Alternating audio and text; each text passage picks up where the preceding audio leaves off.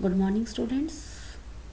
In our previous lecture, we studied about constructors, and I told you that constructors are the member functions. They are special type of member functions that has the same name as that of the class, and they called automatically. They are used to set up the initial value for any object at the time of creations. There are three types of constructors: default constructors without any argument, then copy constructors, and parameterized constructors. So let's come to the copy constructors. Copy constructors are the special constructors which are used to create a copy of an already existing objects. Sometimes we want to copy the data member of already existing objects into our newly created object, and that can be done at the time of creation of the new object. So here we are creating a new object C2, and at the time of creation of C2 we copied the values from C1. So next, I discuss some issues which are new to us. The copy constructor takes only one argument. You can see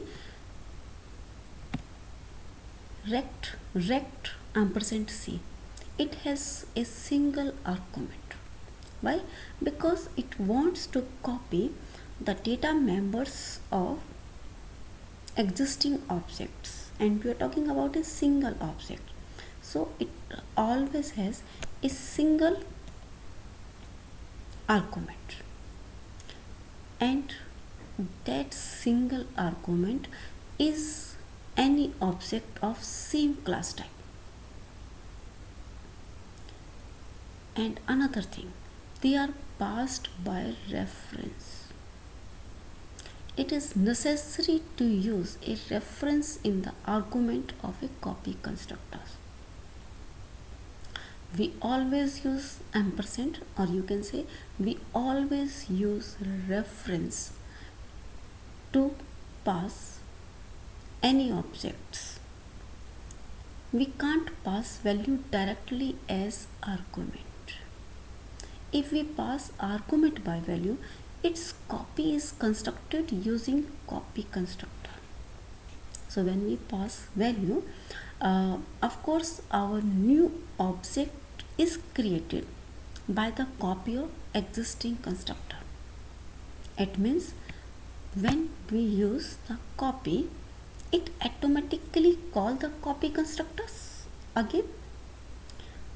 So copy constructor would call itself to make this copy, and this becomes an infinite process, because when we call copy constructors to copy argument of any objects into another objects by passing values, again the copy constructor is called for the new objects, then again copy constructors for the new object will call, and it becomes an infinite loop. This process would go on and on until the compiler runs out of memories. It starts making copy of the objects again and again. So it becomes an infinite process, and it uses all the memory of the system, and then compiler produces an error, insufficient memory. So hence in the copy constructor the argument must always be passed by reference. So we can never pass an object in a copy constructor by passing by values. We use reference. Now, constructor overloading. This is what we have already discussed, that we have to write at least more than one constructor in any class. Because when we don't write any constructor in the class, compiler write a default constructor, a constructor without any argument by itself. But when we write any constructor with arguments, it is necessary to write another constructor with zero arguments, so that if we want to initialize, or if we want to create any object without initialization, so it's always necessary to use the concept of construction overloading whenever program writes a constructor in a class himself. So in C++ we can have more than one constructor in the class with the same name. We can have different functions with the same name, and that concept is known as function overloading. Here different functions have same name, and constructor are also functions, so they can also have same name. So there can be more than one constructor in a class with the same name. Moreover, constructor has the same name as that of the class name. So of course, name of different construction is also same as that of class name. So this is known as construction overloading. Constructor overloading is same as the function overloading. And these different constructors have different list of arguments. In case of function overloading, we use the same name for the function, but they differ in terms of arguments. And in the same way, constructor have the same name, but they differs in terms of arguments. So having more than one constructor in a class is constructor overloading and is pretty similar to function overloading. When we create more than one constructor in a class, they differ on the basis of, because these constructors should differ in one way or the another way, so that compiler can select appropriate constructor at the time of creation of objects.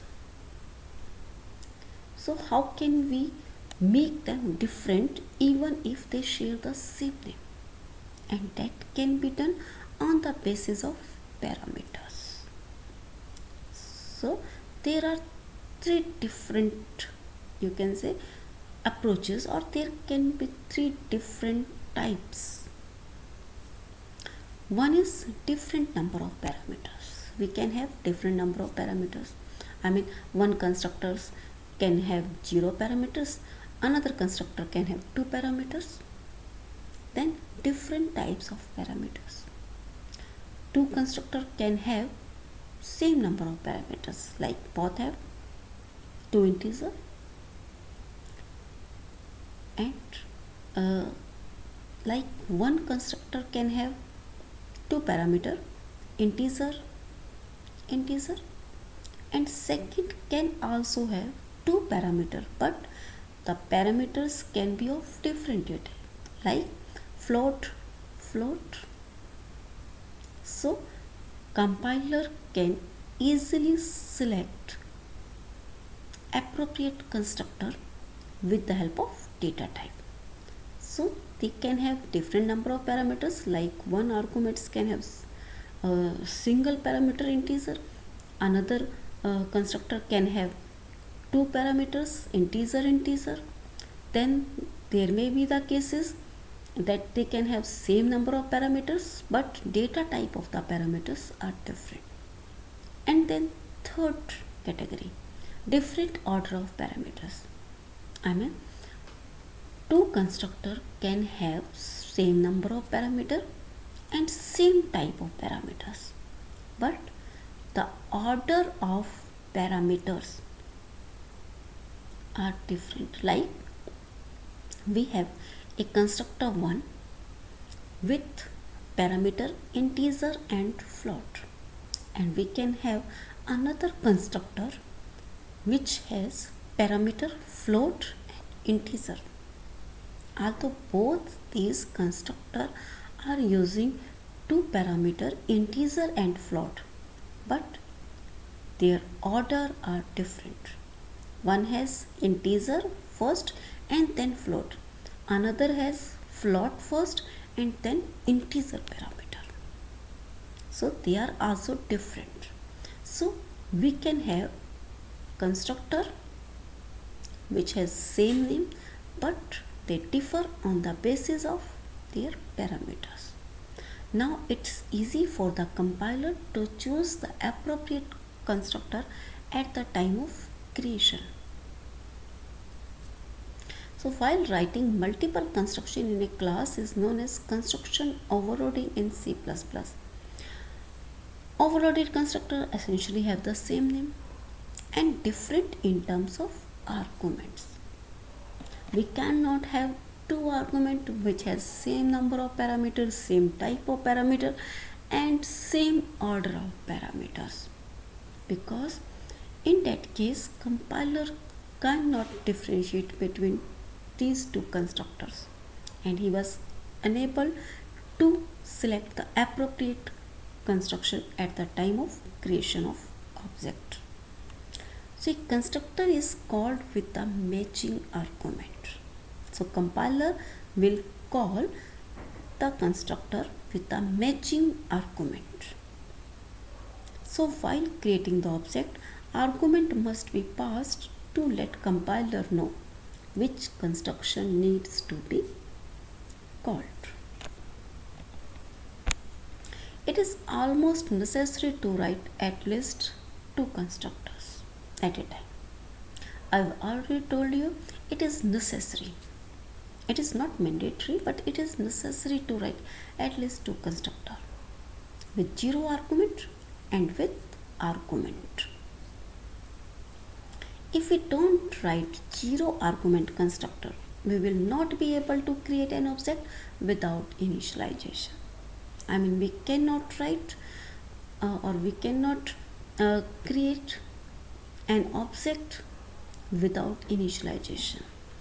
It is necessary for us to provide some values at the time of creation. The overloaded constructors are useful when we want some object to be initialized during definition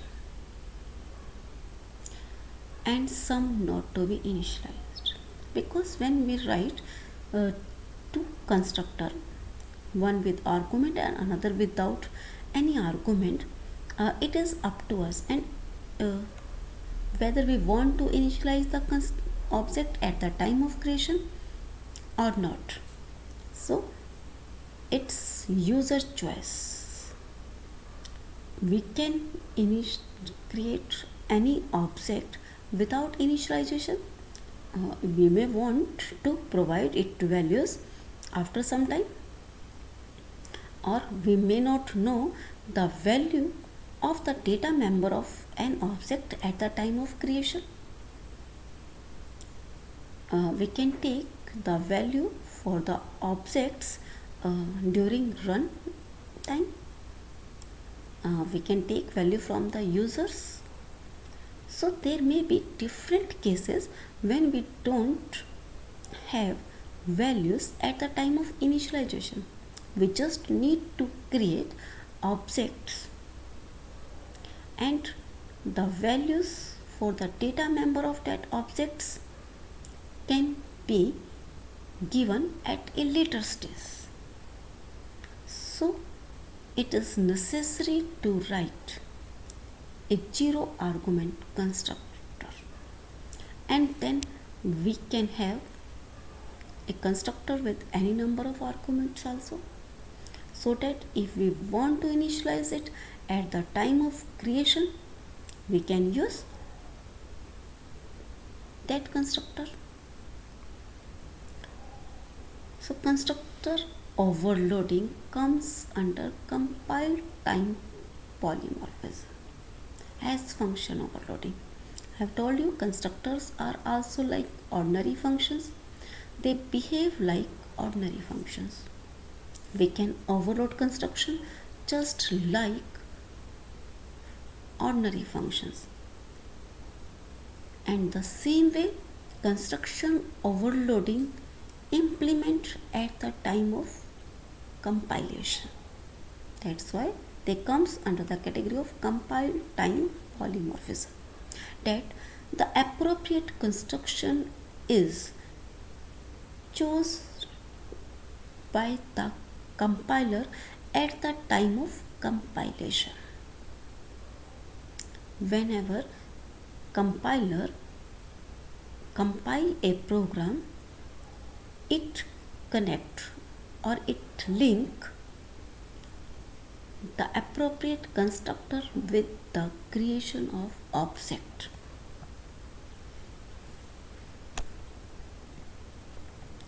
Next, default values to parameter in a constructor. See, I have told you default constructors.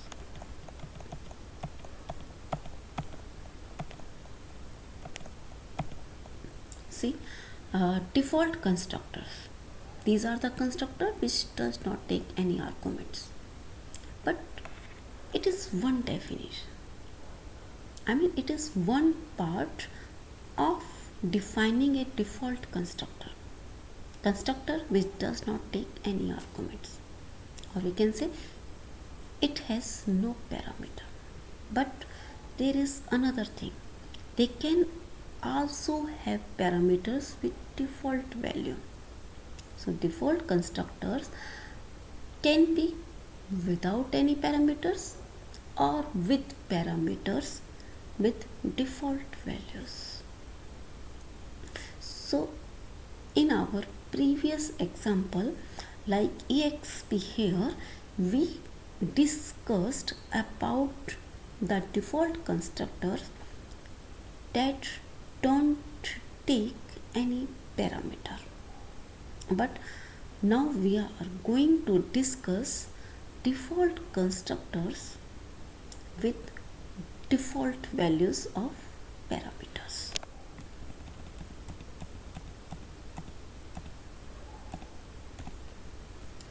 So now we talk default constructor with parameters, where parameters have default values.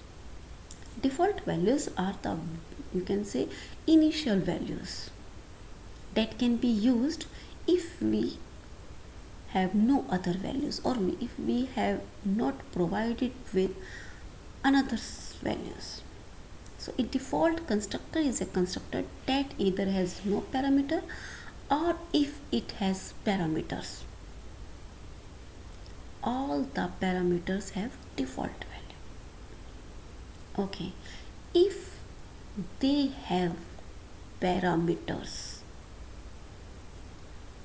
there will be default values for all the parameters. A default argument has a value provided in a constructor declaration that is automatically assigned by the compiler to the argument when we don't provide a value for the argument. These default values are given in the declaration of the constructor. When we declare a constructor, we provide default value, and these default value are used for the initialization of the object,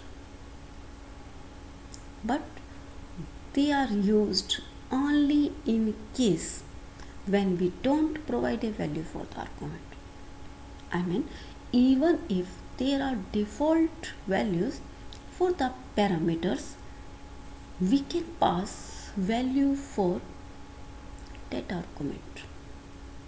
And when a user pass values for the arguments, then the value passed by the users are used for the initialization purpose. I mean, they will have greater preference, or they got have priority over default values. Default values are used only in case when user don't provide any value for the argument. So if a constructor with default argument is called without passing argument, then the default parameters are used. But if we pass values for the arguments, then the passed value for the arguments are used for the initialization purpose. However, if arguments are passed while calling the function, the default arguments are ignored. The preference or the priority will be given to the value that are passed during the calling of the function. But even default values are very useful because they can be used whenever no value is provided to the parameters, or when all the objects have same value for a parameter. So we need not to provide a value for the objects again and again. We can set default value in that case. So take example of class 2. Here we have again three variables: roll number, marks and class. Now here we are defining a constructor stu, and here we are giving default value like x is equal to 1, I mean roll number 1, then float marks is equal to 0. We assume that we don't know marks of the student, and then class equal to 1. I mean, in a school we assume that students takes admission in class 1, because generally students takes admission in class 1, and then there are little chances of changing the school.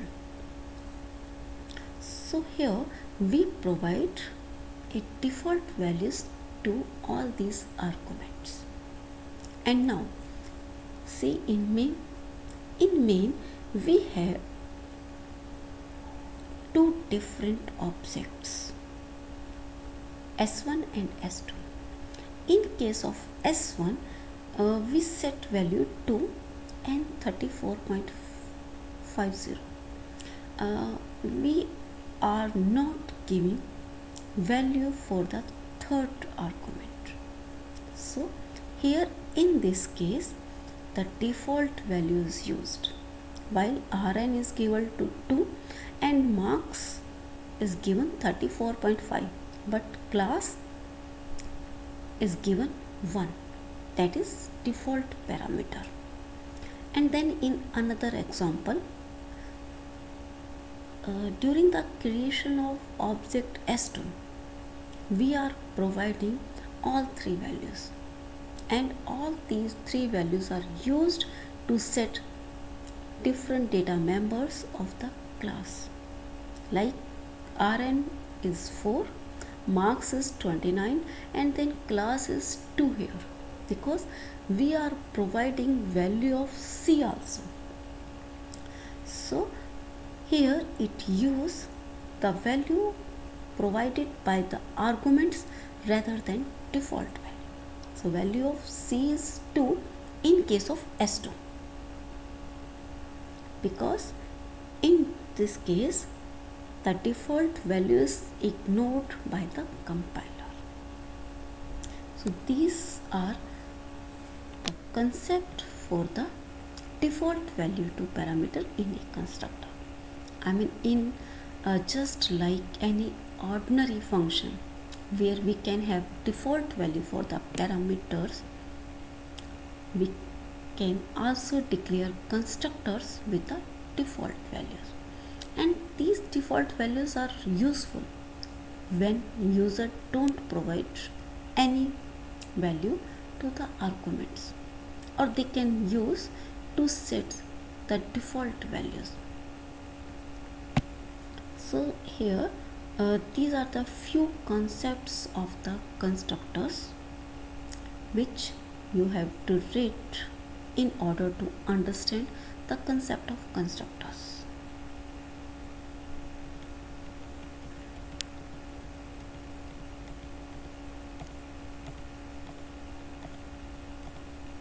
So let's revise constructor against constructors special member functions, which has the same name of the class. They called automatically at the time of creation of objects. So they are member function, have the same name of the class. They are called automatically at the time of creation of objects. Okay, so these are the few basic things about the constructors. Then they don't have any return time. Now we can write more than one constructor in our class, and this is known as constructor overloading. Generally we write more than one constructor, and when we don't write any constructor in our program, compiler build an implicit constructor on its own. So we need not to write implicit constructor in that case, but if we write any constructor with parameters, we should write an implicit constructors as well, so that we can declare any object without initialization. And our these constructors can be of three types: default constructors, which are without any arguments, or even if they have arguments, the arguments have default values. And then parameterized constructor, the constructor which are designed to take values from the user at the time of creation of objects. And then copy constructors, the constructor which are used to create a new object with the data values of an existing object of that class only. So here default constructor without any argument, and then parameterized constructor with the arguments, and then copy constructors, so that we can make copy of already existing object. And we know we pass reference of the object, we don't pass call by value. So it's necessary to use a reference in the argument of a copy constructor, and a copy constructor takes only one argument. Then constructor overloading. So we can have more than one constructor, and this is known as constructor overloading. And these constructors differ on the basis of types of parameters, number of parameters and order of parameters. because they should have some difference so that compiler can choose appropriate constructor at the time of creation of objects. So a constructor with a matching argument is called by the compiler. And why constructor overloading? Because it is necessary to write at least two constructor at a time. Then default values to the parameter in a constructor. We can set default values also. Next concept is destructor. Like constructors which are called automatically at the time of creation of an object, we have special member function that can be called at the deletion of an object, and they are known as destructors. So these are the member function in a class that deletes an object. A destructor works opposite to constructor. Constructor is for the creation and destruction. Destructor is for the deletion of objects. It destroys the object of classes, and they can be defined only once in a class. There cannot be possible destructor overloading. Destructors are only defined once. A destructor function is called automatically when the object goes out of scope. When object end, and object can be end at the time of ending of a function, at the time of ending of a program, or a block which contain that variable, or when we call a delete operator. Destructor also have the same name as that of class. Destructor are also member functions. So how can we differentiate them from an ordinary member function? Of course, they too have the same name as the class, but then constructor also have the same name as the class. So to differentiate between constructor and destructors, we preceded it with a tilde symbol. The destructor have the same name as the class but is preceded by a tilde symbol. For example, we can see stu, but a tilde symbol is written before stu, and it is used to delete an object of class stu. Like we can see the body of any normal constructor, stu preceded by tilde, then cout destructor invoked, and you can see output of any program which has such type of destructor. We find that destructor invoked is written in output. Yes, whenever we return, or whenever we came out of any program, destructor will be called, and whatever action is written in a destructor, that takes place at the end of program. So as we write a cout statement, so we got that cout in output. Destructor don't take any argument and don't return anything. Yes, they don't need any argument because they are called at the deletion of object. When control goes outside mean, the object get destroyed. If we don't destroy any objects, then they automatically got destroyed at the time of completion of function mean? So destructor are also invoked automatically by the compiler when control goes outside main. And why we use them?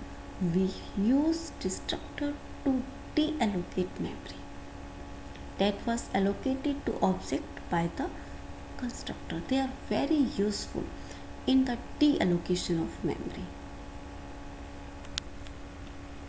Okay, so this is all about constructor and destructors.